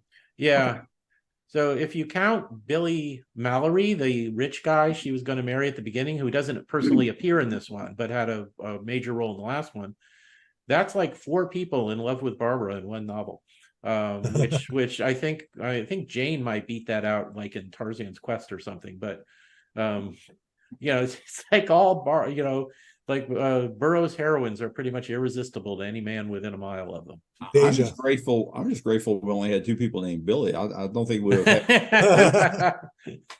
So you gave me an idea here too, Tim. You did such a great job on doing a cliffhanger analysis. Maybe to do a charting of characters at a book's climax. So that's actually not a bad idea. If I can figure out a way to do that, I may do that. Because I've, you think of all the ones where you have multiple characters moving around. Tarzan and the Jewels of Opar is another one. Oh my goodness! And they're all meeting each other at exactly the right dramatic moments and where they all are at any one time. If there's a way of charting that in a visually interesting way, I might do that for this one, Return of the Mucker, and for Jewels of Opar, just because that would be fun. Well, actually, in the case of Jewels of Opar, because those jewels, I charted, and by chart I mean it's simply a list of sentences. But I charted the number of times the jewels change hands, and that goes from one person to another, and it's at least I've got to figure it out seems like it's at least 5 times. It might be more than that. But what I've got is and there might be a better, more visual way to do it. But a step-by-step procedure says step 1, the jewels were with this person. Step 2, the jewels were with that person. Step 3, the jewels were with somebody else. Mm-hmm. And actually, while you were talking about that, I was envisioning some kind of a map. And I'm not sure where the map would be. It might have Barbara Harding's ranch over here in one corner, the bad guy's ranch over there, and then the bank with a hole in the wall up here. And then you indicate where at certain times people are. Something Yeah, like that. That could be interesting. Could almost be done in a spreadsheet form too. I like spreadsheets. Yeah. Yeah. So I'll have to think about that, which actually is a bit of a tangent, but it's a fun one. Well, it's a visual way of saying, demonstrating yeah, the relationships between people and their geographic locations, which may Yeah. be handy if you're trying to ride your horse from point A to point B. yeah. I would. So imagine trying to chart. It's a mad, mad, mad, mad world. Oh, good heavens, that would be worse than Rules of Empire. That's a 3-dimensional chart. Yeah, that's got to be. Yeah, you need holographs to do that one. So, okay. Any more? That was chapter 11. So, any more comments directly on chapter 11? No. Okay, well, chapter 12.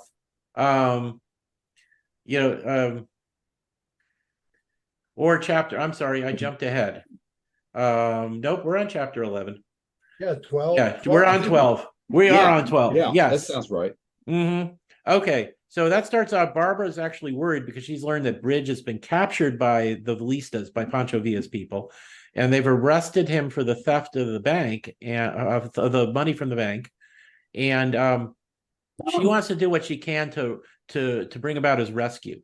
So she gets the help of of one of the ranch hands, an American named Eddie Shorter. Remember that name? This is the son of the farm couple that Billy rescued several chapters ago. Holy coincidence, man. Yes, what a coincidence. And she goes to see a guy, an old Indian named Jose, who has contact, who's like a sort of a contact with Pasita. And she gives him some money, and she wants him to go to Pasita's camp and tell Billy that Bridge is in trouble. That he's been captured by Villa's men. I don't think she knows that Billy is Billy yet, does she? I don't think so. I think she just knows there's an American there, and go tell this guy that Bridge is in the town and he's about to be executed by Villa's men. And Billy comes up. This message gets to Billy, and he comes up with a plan. He'll go with 25 men, and Pasita and the rest of the band will follow. And Billy will locate the building where Bridge is being held, and Pasita's men will ride in shooting to create a diversion. Villa's men will ride in that direction. Bill, and this all works. It's a good plan, and it works. Billy knocks out the sentry, and he releases Bridge, and they make good their escape. And when they're riding towards Pasita's camp, this is when Bridge tells Billy that he's met this perfect queen at the ranch, and he calls her the Penelope of his poetry. And Billy's happy that Bridge has fallen in love with somebody, and he has no idea, since they never mention names. He never says, "Oh, her name's Barbara Harding." Harding, that's the woman I'm in love with. They never mention names to each other. That's where they're at then. And it actually is going to be a plot point later on that Billy thinks that Bridge and Barbara are together as a couple. It will affect his decisions. But this is a great action scene. And I do want to bring something up. There's a quote in the chapter where Bridge is wondering, does it make a difference whether they put me against a stone wall or an adobe wall or whatever? The wall doesn't matter. I'm going to be just as dead. And there's a quote from the book here. A billboard, thought Bridge, bearing the slogan, "Eventually, why not now?" would have been equally as efficacious and more appropriate.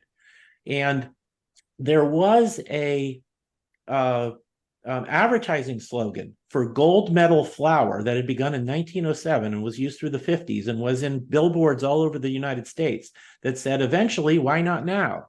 Eventually you're going to switch to gold medal flour because it's the best flour. So why not do it now? So he's referencing a real life advertising slogan that was popular at the time. But as for the contents of this chapter, once again, it shows loyalty, Barbara's loyalty towards Bridge, and Billy's loyalty towards Bridge, and coming up with a rescue plan. And it's also a great action adventure chapter. It's an exciting rescue. Comments from you guys? Nothing for me. Okay. No, not for me either. Okay. Yeah, I very much enjoyed your summary. I'll say that. Well, Yeah. thank you. Okay, so chapter 13. Billy wants to return the horse Brazos to his rightful owner. And he wants to go to Jose, the Indian, who's kind of like a middleman. But he hears that Jose has had a visitor, that Grayson, who's the foreman of the Harding Ranch, has been there. And he eavesdrops on this, wants to know what Grayson is planning, and he's jumped by 4 of Grayson's men. So he's captured. And he's tied up and he's taken back to the Harding Ranch. And Grayson is planning to turn him over to Pancho Villa's guys, as a member of Pasita's band and as the bank robber. And that would be a death sentence for Billy.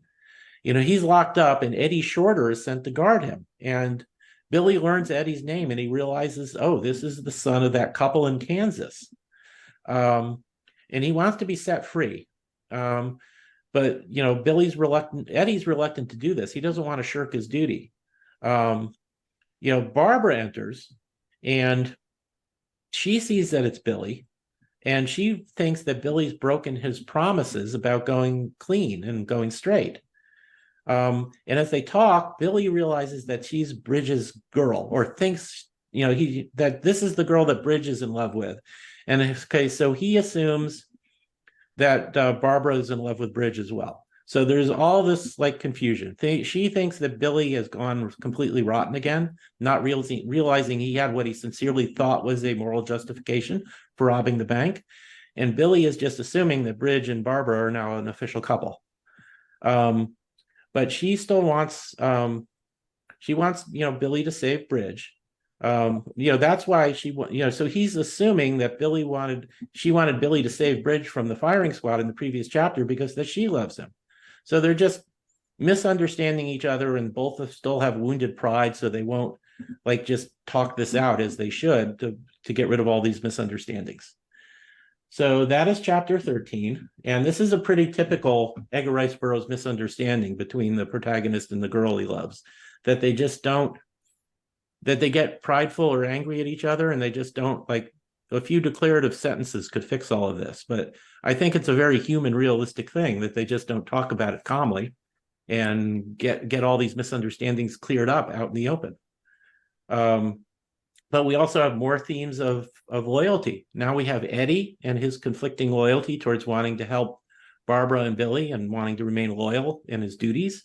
We have loyalty that goes back to Mr. and Mrs. Shorter back in Kansas. And we have the loyalty that Billy and Barbara are showing towards each other, even if they're mad at each other for completely silly reasons. So comments from you guys? Part of this is like we were talking to chapters. You can really see him now. You got the grand review of who is who, and people realizing who else they're in there. So again, we're seeing how Burroughs, however he's mapped out the characters, knows exactly where they're going and bring them all into to get us to the end of the story here. Mm-hmm. I'm just thinking about the situation in comparison to some real life events, because it's really not that unusual for this kind of confusion to occur in real life. Yeah. And for me, it underlines the need for clear-cut communication.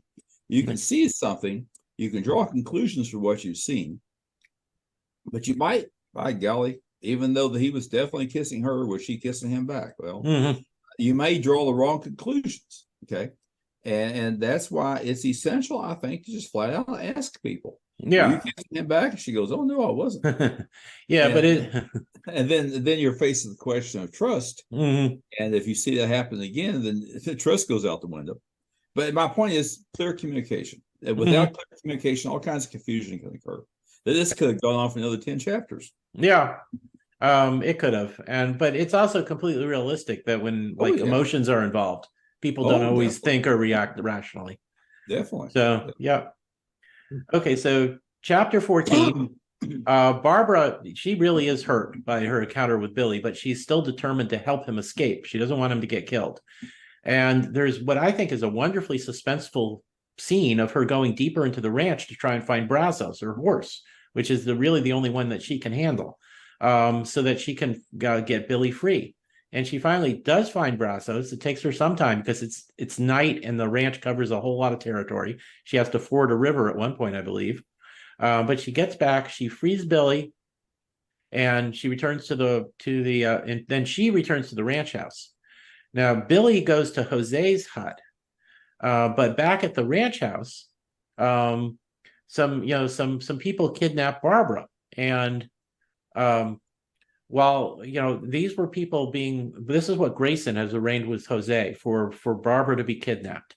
And when Billy gets to Jose tells Billy that Grayson had paid him to provide men to kidnap Barbara. So so Billy's just completely ticked off by this, and he's not going to let Barbara go unrescued. So he immediately decides to ride back to the ranch, even though he was just a prisoner there. And so, as I said, that her journey to find the horse, I think, is a very suspenseful and well-written action scene. And once again, we have more examples of loyalty. Barbara rescuing Billy. Eddie at one point pretends to be asleep to let him escape. So he's got a loyalty he feels towards Billy and mostly towards Barbara at this point.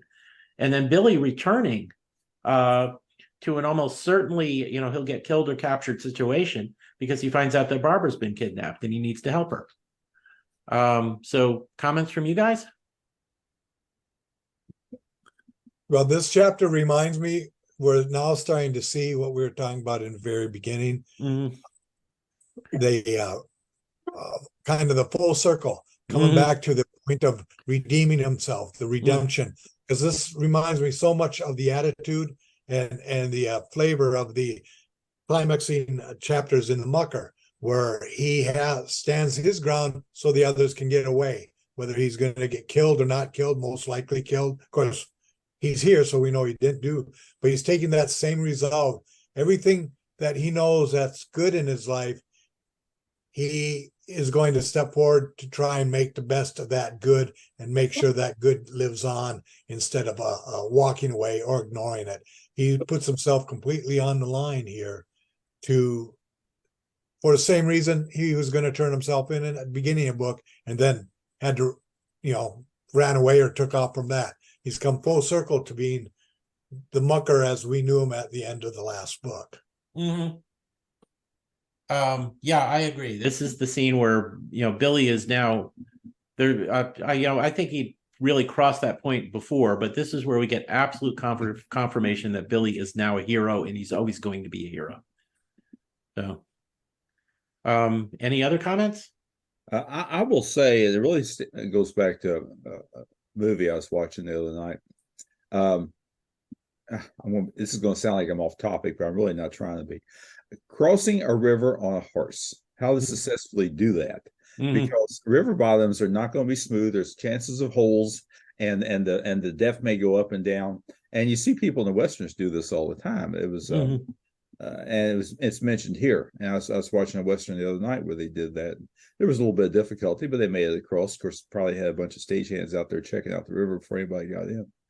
But it's just amazing though to watch someone do that, because I think there's a skill to it. Mm-hmm. All right. Yeah, no, I agree. And I think Burroughs makes it very clear in this chapter that crossing a ford, especially if you're unfamiliar with it, can be a dangerous thing to do on a horse. I would agree with that. It's a very dangerous thing navigating, whether you're on an animal or on foot or with the wagon trains. Crossing a river were a huge hazard in the Old West. Yeah. So it makes you wonder all the more where Billy got so skilled with a horse, because he goes across that river. So the cowboy handbook. Yeah, there we go. He had to have found that handbook. It's really the only explanation. Yeah. So chapter 15, Billy gets back to the ranch. And there's a lot of interactions that go on here that I'm not going to try and summarize, but basically Grayson is revealed to have been the person who arranged for Barbara to be kidnapped, and he makes a run for it. Billy is now trusted by Mr. Harding and by Eddie to help lead a rescue party. They chase Grayson for a while, but he gets away and kind of disappears from the story. I was always kind of thinking if there was another sequel, Grayson might have come back as the bad guy. They do shoot it out with the 4 Pancho Villa people who did the actual kidnapping. So the American workers on the ranch are now searching for Grayson and for Barbara, whereas the Mexicans left behind just realize there's nobody there to pay them, and they decide to take off. So the ranch is at least briefly deserted. The Americans divide up into pairs, and Billy is riding with Eddie, and so that they can spread out and search better. In the meantime, we go back to Bridge, who overhears, Jose brings news of the ranch being deserted, and to Pasita. Bridge, who's at Pasita's camp, overhears this, and he wants to leave camp to go to the ranch to find out if Barbara's there and in trouble. And Rosales, Pasita's main officer, accompanies him and tries to keep Bridge from returning. But Bridge manages to disarm him, and he takes his horse on towards the ranch. So Bridge is coming back to the story. So we were talking earlier that Burroughs was setting up all the characters to get together in the same spot. So now he's got Bridge coming back to the ranch, and that's where Mr. Harding still is. And in a few chapters, Billy and Barbara are going to end up back in the ranch as well. So he's bringing all the main characters together here, and we can see him really bringing things to a head in this chapter. Also, some more great action stuff. So, any comments from you guys? Well, your mention of Grayson just popped in my head. The ERB authorized universe, maybe they do need to come up with a third Mucker movie and have Grayson, or a movie book, and have Grayson return. They've got all the setting here for the Mucker to be there, like the treasure of the Mucker or the curse of the Mucker or something. And coming up to Grayson and finding out he was involved even in more political daring do or whatever down in this corner of the world. Yeah. I'm ready to read another Mucker book. I gotta say that's a classic title. I don't know what the book's gonna read like. But it's like it's like Grayson kind of does just get away and disappear from the story, and it would be kind of nice for him to eventually get his comeuppance somewhere. Well, let me remind everyone though that Bridge does appear in a book of his own, The Oakdale Affair. That's a pretty good story too. Oh yeah, it is. Oh yeah, it is. Billy Byron the Mucker is not in it. Mm-hmm. I don't know he's even mentioned, but it does give a Bridge a chance to shine and do his thing. Mm-hmm. Yep. Okay. Chapter 16. So Billy and Eddie are riding on their own, trying to find the village where they know it's a Indian village where they know that Barbara's going to be held, and they are ambushed and shot, and Billy is wounded, and their horses are killed by snipers. Billy carries Eddie into a shelter, and he manages to kill the Indians who are shooting at them. But Eddie, after kind of an extended death scene, dies.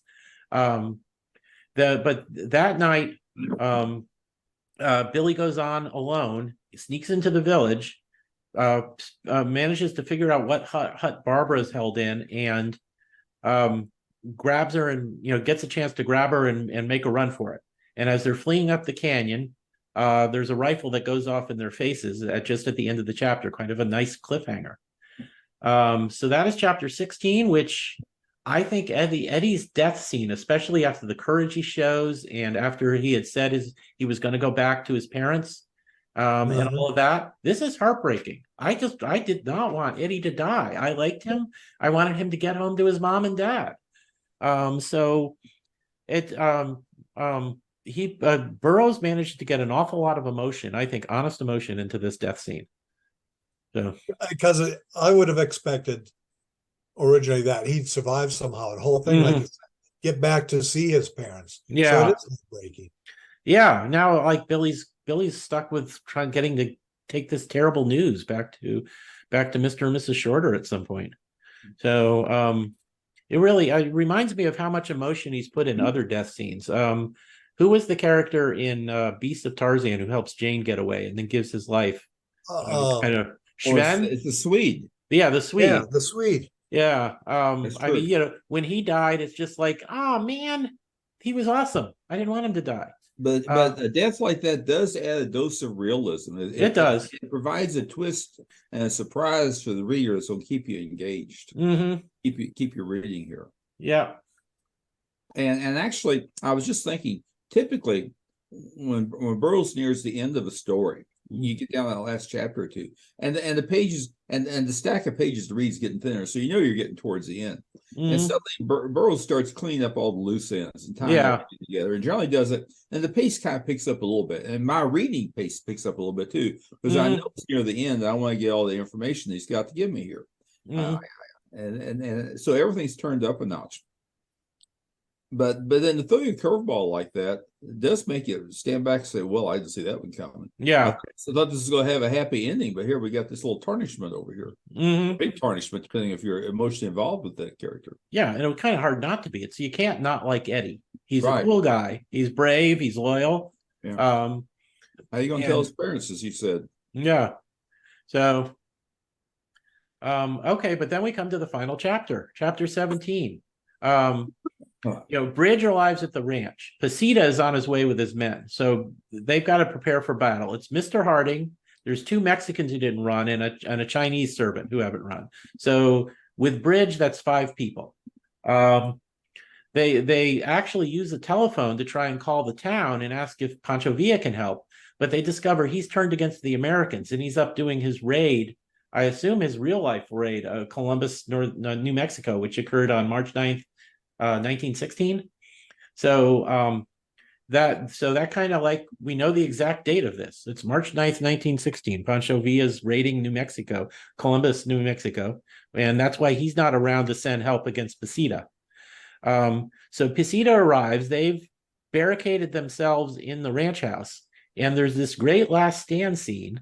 And just before, where there's the day-long firefight. And just before dawn, the Mexicans they reach the veranda and they batter down the door, and then Billy and Barbara, meanwhile, they were shot at the end of the last chapter, but this was an Indian who misses.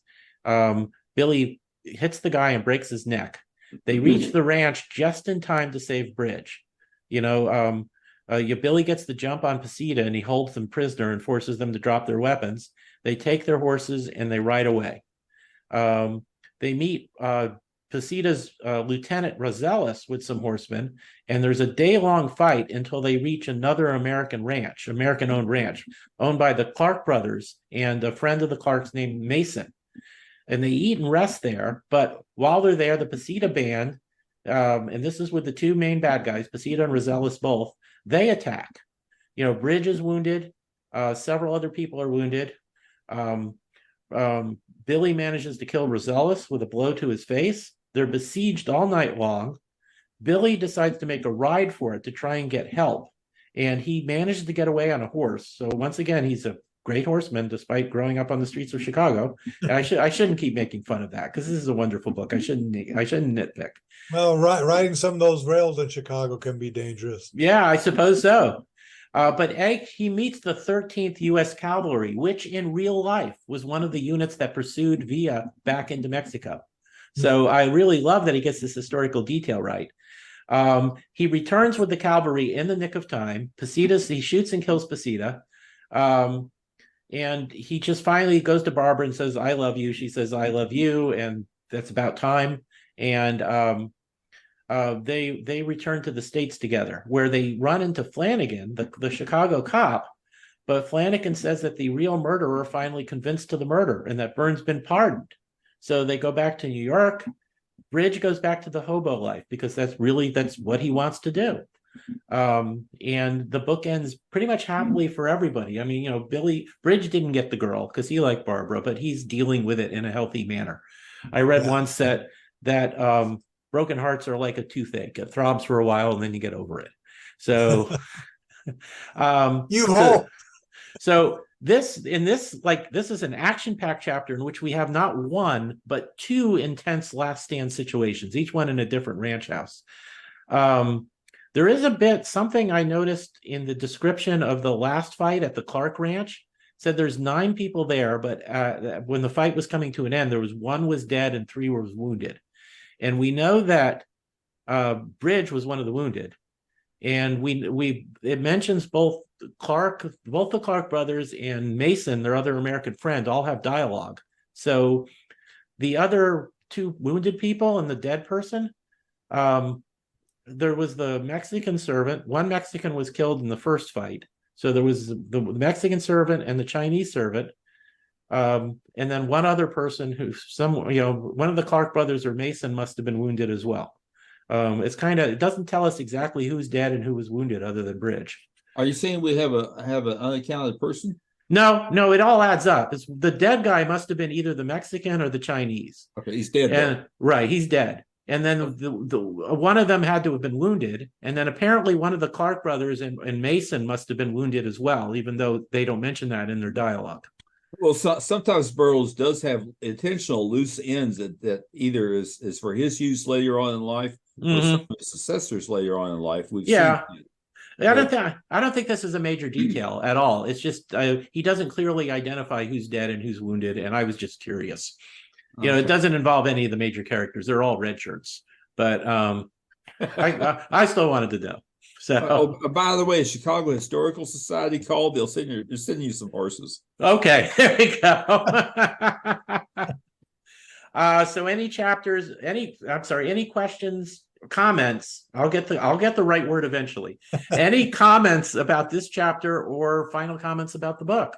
Other than it is a great adventure story and it is a great continuing redemption arc for Billy for picking up from where the Mucker left off.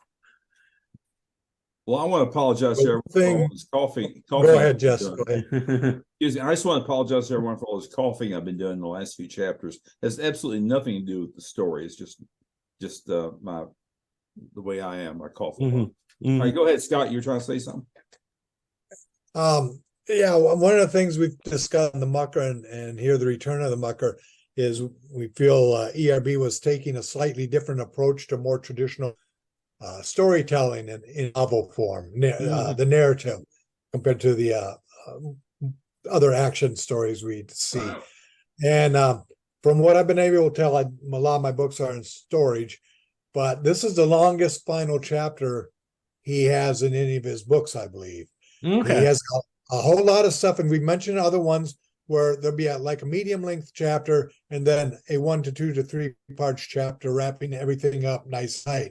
This one is much more in what some of the novelists did in late 18th century and early 19th or 19th and 20th century, where it's a longer narrative and most of the characters are accounted for. There's kind of a soft landing. Bridge goes off to his hobo life, and the hero and heroine are back together, and good for her for saying, like, it's about time you got your head together. So we've seen he's grown. He has the confidence now, besides the courage mentioned earlier, to say he and Barbara need to be together. And so having an extra long narrative as a final chapter in a book is another way of ending the story that I don't remember seeing in his other books. And I feel that's an interesting twist on it. Yeah. And I can really identify with Billy here. When Angela and I got engaged, it was after I'd taken out 3 rival suitors and rescued her from the mole people. So, the nasty mole people, I'm telling you. Yeah, I know. They kidnapped Not the movie, though. So you go all that through a woman, you get to say, hey, shouldn't we go out on a date? So, yeah. But yeah, it's a great adventure story. And as I noted, it's kind of fun. I think that it's better to publish The Mucker and The Return of the Mucker, even though they're short novels, as separate novels where one's a sequel to the other. If you put them together, the 2 stories are kind of different enough in their theme, Lost Civilization and realistic modern Western, to where if you put them together in the same novel, there would seem like there's almost a disconnect. If you read them separate books, then they go together more smoothly. Just my opinion. Yeah, my Carnaveral edition puts them together really as just one book called the Mucker Part 1 and Part 2. Mm-hmm. Yeah, and you can do that, but it doesn't change the quality of the story. I just think they're kind of different enough in how and what he puts the characters through in the style of their adventures, where it really is two separate novels, even though it's a continuation of a story arc of the same protagonist. Well, one benefit to having two separate volumes, and I'm not pushing this, but it just occurred to me, is it gives you that opportunity to have two different covers and a cover appropriate for each book. Because the adventures are a little different in each one. It's one's a Western, more or less. Yeah. Yes, and anytime you have an excuse to have Frank Frazetta do two covers instead of one, then you're in a good spot. Well, it's a win-win situation, I think. It really is. Yeah, or Joe, Jusco, or any of those. Yeah. When those guys are all expert. It'd be just interesting. Okay, yes. Ignoring whatever expenses there are in doing this as two volumes instead of one. So if anybody from ERB Inc. is listening, our recommendation is to do them with two different covers and have Joe Jusco paint an awesome cover for each one. So, and for number 3, having him pursue Grayson into possibly the superstitious mountains of Arizona, happening upon a grave with a spider on the outside, and they go into the dark grave, and now we have the Mucker on Mars and the Tarkus incident. The Tarkus incident. I love that. Somebody needs to write that. If Will Murray's interesting, there's a Wild Adventures of Tarzan idea. I like the Tarkus incident. Yeah. So okay. So we have a great adventure story. We have Burroughs showing that he is still Burroughs in the real world, as you phrased it earlier, Jess, and being able to take a real life violent situation, as Mexico was at that time, and weave one of his expertly told adventures into those events. And Billy's a great character, and I think his redemption arc is very realistic and it just resonates emotionally as you read it. So I think a good point to make, and I think we did this in the last podcast too, when we were quoting some of the other critics and historians on his books, is that even though the Mucker is not that well known, obviously, out of the whole Burroughs catalog, it is considered some of his finest writing and two of his best books out of everything he's done. And they deserve to be better known than they are. So, I wonder if the title, first of all, I think you're correct. And I wonder if the title plays into that, shall we say, unfamiliarity, because the word Mucker is not as widely used as it used to be many years ago. I think there's still a need for it because it describes the dirt and filth that people have to deal with in real life. But you just don't hear that term. In Chicago, you might hear it, but outside of Chicago, you don't hear it. Yeah. And nowadays, it'd be something like The Rebel Rises or something. Yeah. Yeah. Yeah, you can make a case for that, but that sounds like a title that's already been used. The Rebel Rises against Tarkus. I don't. Yeah, the Rebel Mucker. How about that? So, okay. Well, Jess, just before we started a little earlier today, you sent some observations about the novel, and I think you've mentioned some of them as we've discussed this. But is there any of the others you wanted to talk about in detail? Well, I'm just going to run. I appreciate you asking. Your timing is very good. I just happen to have this handy. What I would like to do is simply read through them and then invite the readers to ponder these and go back and revisit the Mucker books, particularly the second Mucker book, Return of the Mucker, and see if they can spot any of these and maybe come up with some of their own. So I've got these numbered in no particular order, though I like to number things. Mucker Observations is my title for this, and I would suspect we might include a copy on the post for this thing. That's up to you, Tim. Number 1, layers of the onion. If you consider an onion where you have to peel away, you can peel away various portions of it to get down to the core of the onion. That is a way of considering people, what people are like. Because you've got your surface, and then you have to dig down deep to some of where the real emotion and feelings are. And we've established that in this story, it's a story of transition from a life of crime, from life of being a street thug to being a Burroughs type hero. And it's not an easy journey. And sometimes Billy steps backward, but that's the layers of the onion. It's peeling away those old, I see the layers of the onion, is peeling away those that old behavior of being a street thug and maybe being a thief or being a hard-nosed person to get along with, if you can, to being the Burroughs hero type person that Billy becomes here towards the end of this book. So that's number one, layers of the onion. Number two is recognition of the law. Part of this is an acknowledgement by Billy that his crimes and wrongdoings are wrong and hurt people and are illegal and against the law, and he accepts the punishment. And we see at the beginning of this book where he's willing to accept punishment, and they give him punishment, all right, probably much more than he was expecting, because he walked in there and was ready to give himself up. But he does learn to consider the law before taking action. As examples of this, like those one people that had that $1,000, he gave the money back to them. He could have easily stuck it in his pocket and kept on going, but he gave it back to them. That shows some growth right there, recognition of the law. I have number three, fight for right.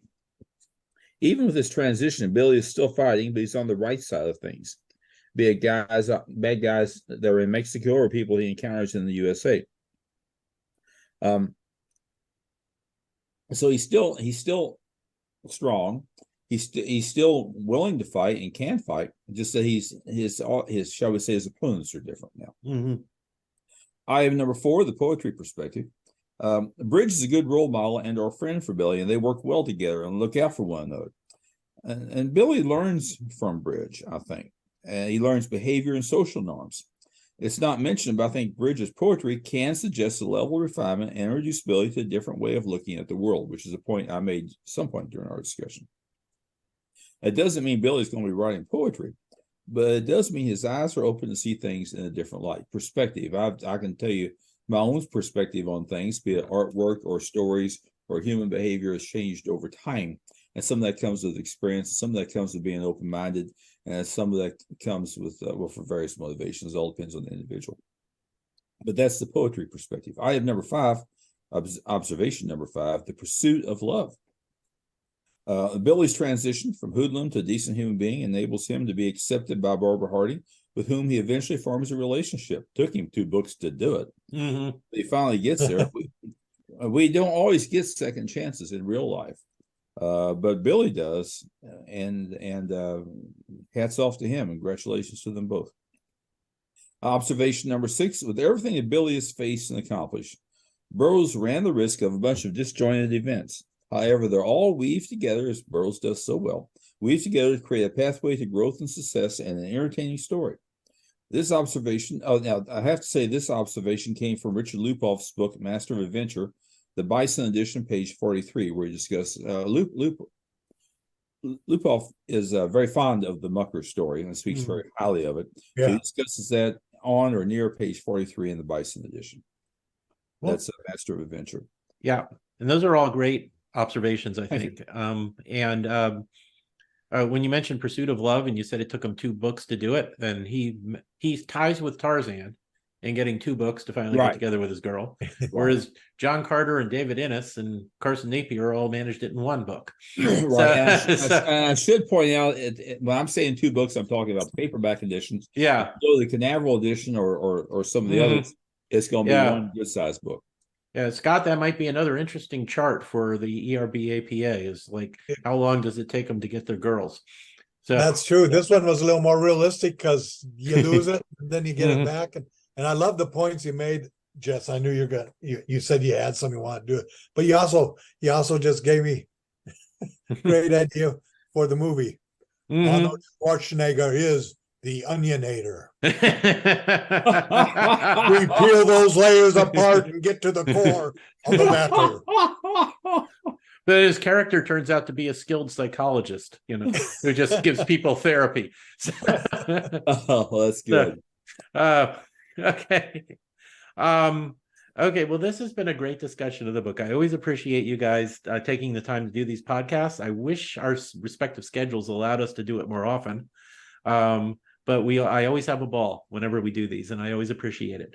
I've enjoyed it too. Yeah. Yeah. Now, next time, our plans for next time, and I will explain how we came about this, is it occurred to me, I was thinking about Tarzan's influence on popular culture, and we have lots of Tarzan knockoffs, Khazar and so on, from other authors. And it occurred to me that there is an episode of a TV show from the 60s that would not exist if Tarzan hadn't been created. And that is an episode of Gilligan's Island in which a very young Kurt Russell stars as a jungle boy who's been raised in the jungle, just like Tarzan. And so we are going to do a commentary episode on that issue of Gilligan's Island, which I admit is completely silly, but it is Tarzan related. So it is Burroughs related. And I just think it will be fun. And besides, anyone who doesn't like Gilligan's Island is just a big poopy head. So, so I hope everyone will bear with us. And what we plan to do a kind of a fun, silly one before we get back to our more in-depth discussions of Burroughs's actual novels. And I think we're going to have fun with it. So I hope everybody will tune into that whenever we get around to it. Probably won't be till after the holidays. And in the meantime, once again, thank you everybody for listening. My name is Tim DeForest. Please check my blog at Comics Old Time Radio and other cool stuff, and find links to my books there on Amazon, and buy my stuff and make me rich. And I would appreciate it. And Jess and Scott, anything you guys want to plug before we? Well, I would very much like to mention my Facebook discussion group, The Love of All Things Edgar Rice Burroughs. Come visit us. We talk Burroughs pretty near 24/7. We'd love to have you join us. The Love of All Things Edgar Rice Burroughs. Scott? I'd like to throw out there for people who should check out both Erbzine, Erbzine, on the internet. Hillman has just an unbelievable treasure of ERB stuff on there from people all over the world who've contributed. And ERB.com, both with the new books that are coming out, and I'm sure we'll be discussing and having interviews in future with some of those, and also the weekly comic strip series of so many Burroughs characters that are through ERB.com. The price is very minimal, and lots of excellent art and storytelling on there. Highly recommend it. And while we're on the point of entertainment, the Mucker would be a superb streaming series for 1 or 2 years, because if you don't care for Tarzan or science fiction, John Carter, men and women can enjoy the romance, the vistas around the world where the adventures are happening, and it's laid out chapter by chapter to be incredibly fun, exciting episodes. And I'm going to jump back in here for a moment. I'm sorry, I know we all just finished saying goodbye, but this just occurred to me that if you enjoy the revolutionary Mexico 1916 setting of these books, I would like to recommend first the movie from the 1960s, The Professionals, with Lee Marvin and Burt Lancaster, which is set in Mexico at this time, and is just one of the best action movies ever made. And a series of books where the main character was inspired by Lee Marvin's character from that movie. The series is called Fargo. The main character is Neil Fargo.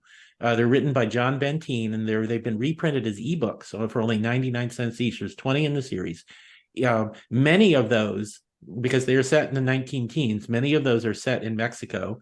Fargo was often running guns to Pancho Villa and having various adventures in Mexico. But the entire series is great. And it's different from Burroughs because Benteen was a different writer, but they are just thoroughly enjoyable action adventure novels. And just because so many of them are set in Mexico at this time, it just occurred to me to recommend them. So sorry about that sidebar, just coming in at the last moment. But I think that's it for now. Once again, thank you for everybody for listening.